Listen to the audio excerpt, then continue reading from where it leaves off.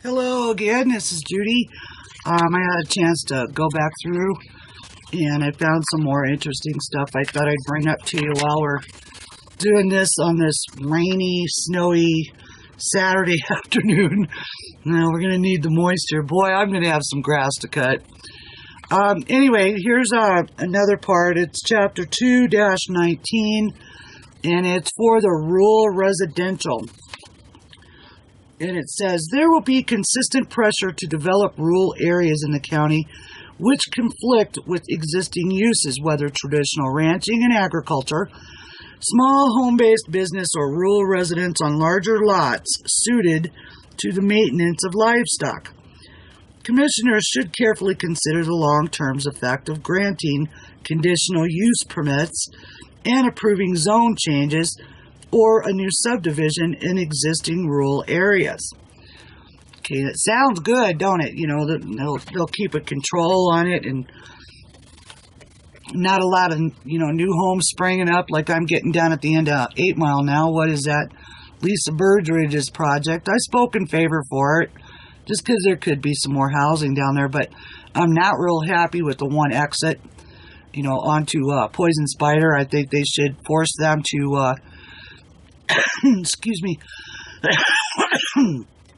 go ahead and make a road all the way from and back there, that 107 acres, all the way to Belt Loop Road, strictly for emergency services, as well as, not overburdening Poison Spider with traffic coming into 107 new homes, possibly more. It depends on how they break it up. Okay, the goal, mitigate negative impacts on rural residents. Well, that's not happening with that project, is it? Okay, identify areas of the county where a transitional impact has already occurred. Well, it didn't already occur out here, but they're just going to go ahead with it anyway. Limit high-density commercial and industrial development in rural residential areas. Okay, so basically, limit development in rural areas and industrial uses in rural areas. That I kind of agree with. I mean, we do have a lot of vacant buildings and businesses all along the highways that have been standing empty for years, and they're falling into become dilapidated, properties. I think we really need to force the developers to reuse those properties before we allow them to make new footprints in new areas.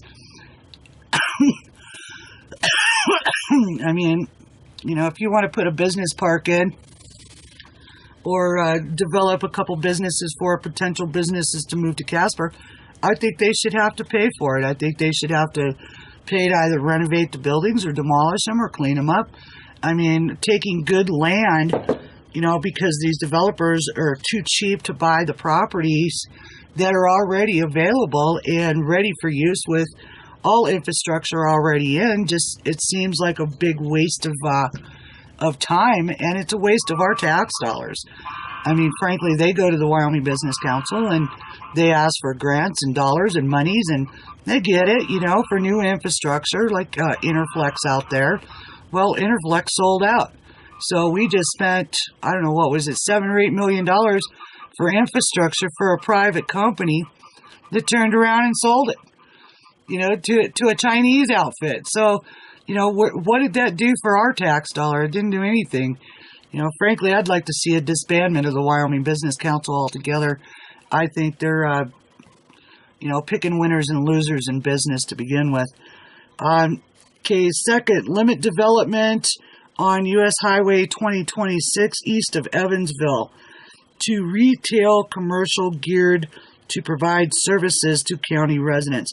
Okay, so they're telling basically that anybody who has property along U.S. Highway 2026 east of Evansville, you're not going to be able to put a house in anymore.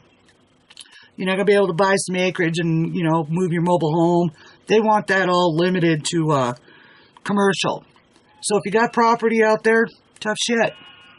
It'll be useless for anything unless you can sell it to a commercial developer. Gee, now that's really fair. You got your investment and, it doesn't really matter anymore. Okay, limit commercial and industrial developments to areas having immediate and direct access to major arteries or state highways. That backs that up.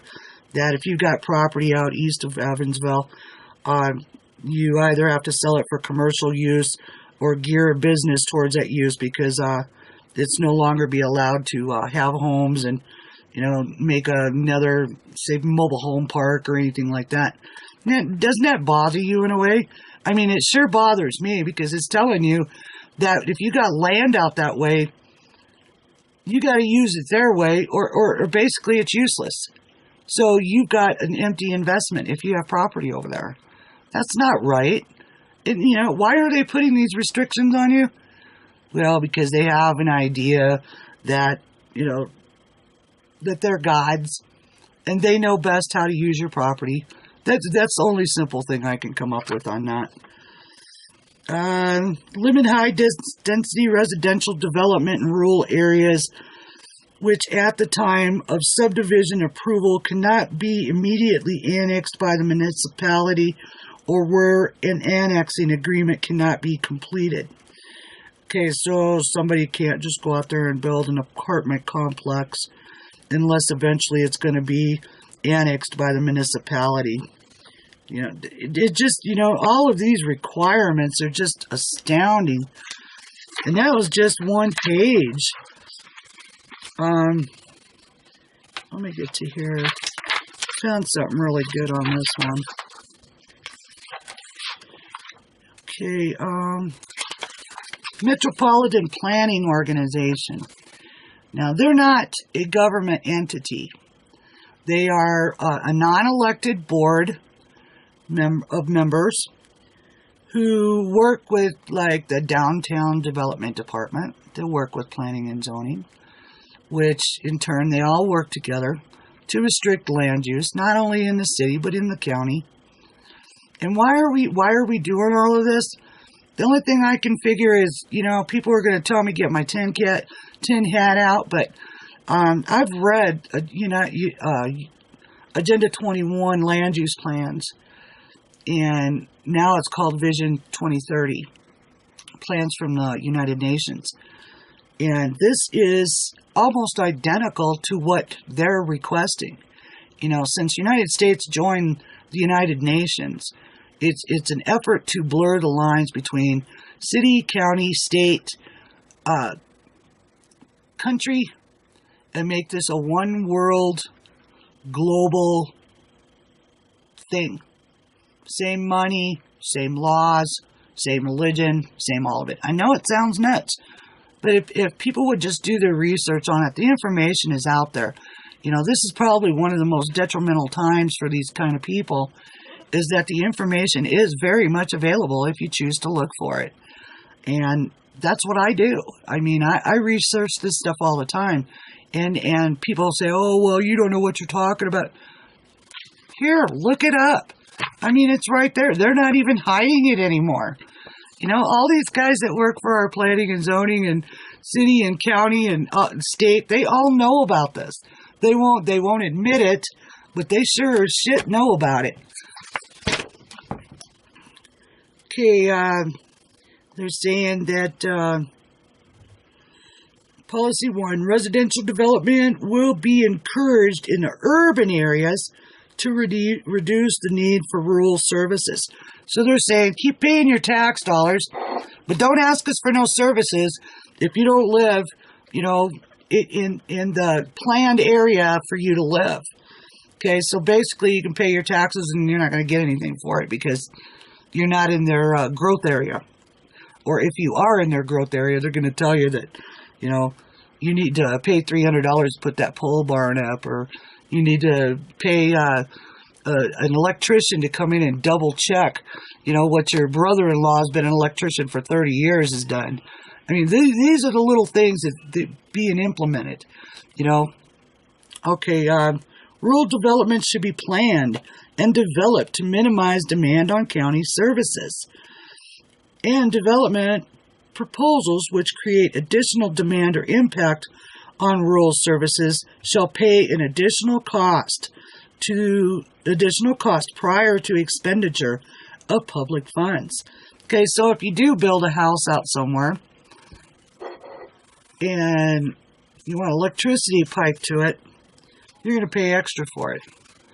Not just what you have to pay the utility company, but you're going to pay extra for it. Why? If the utilities are out there, just about everywhere has electricity. Okay, so that's not a big deal. Water, a lot of people are still on wells, and those that aren't hooked up to city water, if they come within a mile of a county road now, they're going to be forced to hook up to city water. That's part of the program here. Force you to buy utilities, even if you don't want them. Okay, let's see what else. Okay, based upon building inspections, vacate or abandon structures within the county which are deemed a hazard to health and safety shall be brought up to county standards or removed at the expense of the owner. Okay, what that means is if you got an old, farm shack out back and it's starting to fall apart, if they tell you you have to tear it down and you don't, they come out and tear it down and then you get to pay for it. That's just some of it. That's just chapter 1 through 4.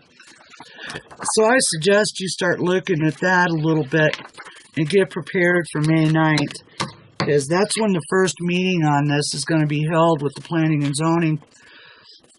And they're serious about this. They think this is a do-all, get-all, be-all roadmap to controlling your use of property. And, well, some will say, oh, well, we need a plan. Why? I mean, haven't we done all right without one the last 30 years? Did anybody build a pig farm next to somebody's prestine's home? Not that I'm aware of. Anyway, I could go on, but I'll let this go for now. Let's give you an update real quick, though, on document and application fee schedules. As of May 18, 2010, zoning applications, conditional use permits are $300. For correctional facilities, they're $600. For communication towers, they're $1,000. For a variance, it's $300. Zone change is $300. A zoning certificate is $10. Okay, concept plan review by staff is $100. Zone change, public hearing, and processing, $275. That's up $100 right there. Specific plan review, $175. Each development stage submittal, review and public hearing subsequent to first stage, $225. Minor alterations approved by the development department director, $100. Major alterations including one public hearing, $225. Each subsequent major alteration and public hearing, $225. You want a copy of the zoning resolutions? That's $50. You want a copy of the subdivision regulations? That's $50. You want a copy of platted subdivisions? That's $1. You want copies? 50 cents a first page. Additional pages, 25 cents. Lot split, simple family exemptions, $125. These guys are trying to get rich, trying to make up their tax loss revenue. Maybe because they spent all that money on Hugger Rock up there, and we've had CADA on our bank, or in our I don't know what to call these guys. CADA is just an absolute joke. It's a funneling system of your tax dollars being funneled down to private developers to develop properties and then resell them at a higher cost. Never happen to pay the money back. That pretty much sums it up. So anyway, this is part 2, and when I get to the next chapter, I'll be sure to give you the lowdown on that one too. But don't forget, May 9th, you have only till May 4th to submit your responses to the public, or to the planning and zoning, to let them know that you don't think what they're doing with all these new regulations and changes and stuff is what you want. I mean, we're a free society, and I think Natrona County, you know, with the money being lost by people leaving and businesses closing up, I just don't think right now is the right time to try to act like we're a county of 5 million people. So with that, I'll wish you good luck and have a nice day. Bye.